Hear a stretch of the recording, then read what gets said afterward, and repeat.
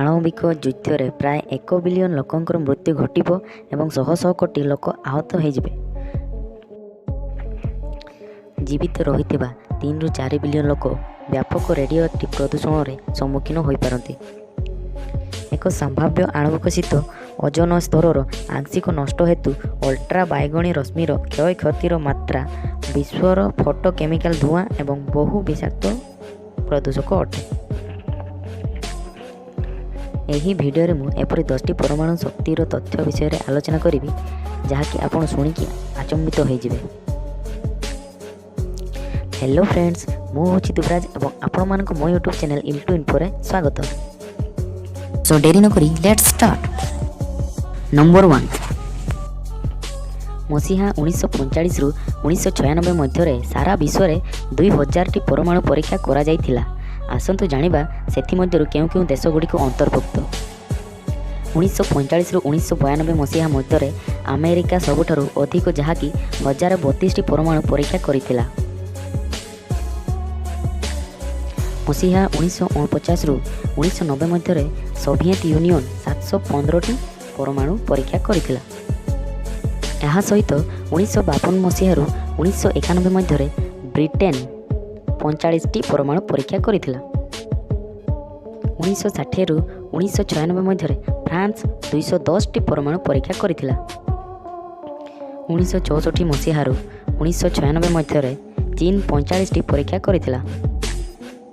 Number 2 1980 ଦଶକରେ ଦକ୍ଷିଣ Africa ସମ୍ପୂର୍ଣ୍ଣ ଆଣବିକ ଅସ୍ତ୍ର ବିକଶିତ କରିଥିଲା। ତଥାପି ଏହା ବିଶ୍ୱର ପ୍ରଥମ ଦେଶ ହୋଇ ସ୍ୱେଚ୍ଛାକୃତ ଭାବେ ସେମାନଙ୍କର ଅସ୍ତ୍ରଶସ୍ତ୍ର ଯୋଗାଣକୁ ନଷ୍ଟ କରିଦେଲା ଏବଂ ଅଧିକ ଅସ୍ତ୍ରଶସ୍ତ୍ର ଉତ୍ପାଦନ ବନ୍ଦ କରିଦେଲା। ନମ୍ବର 3 ଜୁଲାଇ 16 ତାରିଖ 1945 ମସିହାରେ ଆମେରିକା ଦ୍ୱାରା ଟ୍ରିନିଟି ସାଇଟ୍ରେ ବିଶ୍ୱର ପ୍ରଥମ ଆଣବିକ ଅସ୍ତ୍ର ବିସ୍ଫୋରଣ ହୋଇଥିଲା। ପରମାଣୁ ଯୁଗର ଆରମ୍ଭକୁ ବିଚାରକୁ ନେଇ ନ୍ୟୁ ମେକ୍ସିକୋରେ ଏହି ନାମକରଣ ହୋଇଥିଲା। ଫାୟାରବଲ୍ ପ୍ରାୟ 600 ଫୁଟ ଚଉଡ଼ା ଏବଂ ପ୍ରାୟ 20 କିଲୋଟନ୍ TNT ସହିତ ସମାନ ଶକ୍ତି ଉତ୍ପାଦନ କରିଥିଲା। ବିସ୍ଫୋରଣ ପରେ ପରୀକ୍ଷା ନିର୍ଦ୍ଦେଶକ ମନ୍ତବ୍ୟ ଦେଇ କହିଛନ୍ତି ଯେ ବର୍ତ୍ତମାନ ଆମେ ସମସ୍ତେ ବିଚ୍ ପୁଅ। ନମ୍ବର 4 ଜେ ରବର୍ଟ ଓପେନହାଇମର ସହିତ ଏନରିକୋ ଫର୍ମି 1945 ମସିହାରେ ଯୁକ୍ତରାଷ୍ଟ୍ରରେ ଟ୍ରିନିଟି ପରୀକ୍ଷା ପରେ ପରମାଣୁ ବୋମାର ପିତା ଭାବରେ ବିବେଚିତ ହୋଇଥିଲା। ଓପେନହାଇମର ଭଗବତ ଗୀତାଙ୍କ ଏକ ରେଖା ଉଦ୍ଧୃତ କରିଛନ୍ତି ଯେ ବର୍ତ୍ତମାନ ମୁଁ ମୃତ୍ୟୁ ଜଗତର ବିନାଶକାରୀ। ନମ୍ବର 5 CIA ସୂଚିତ କରିଛି ଯେ କ୍ରିନିକ୍ ଭାରତ ପାକିସ୍ତାନ ବିବାଦ ହେଉଛି ଏକ ବିସ୍ଫୋରଣ ବା ପରମାଣୁ ଯୁଦ୍ଧର ସମ୍ଭାବନା। ଦ୍ୱିତୀୟ ବିବାଦ ହେବ ଯେ ତାଇୱାନ ଉପରେ ଆମେରିକା ଏବଂ ପିପୁଲ୍ସ ରିପବ୍ଲିକର ଚାଇନା ମଧ୍ୟରେ। Number 6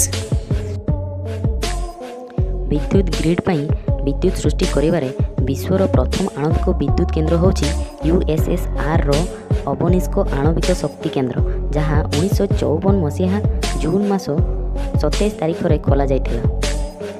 number 7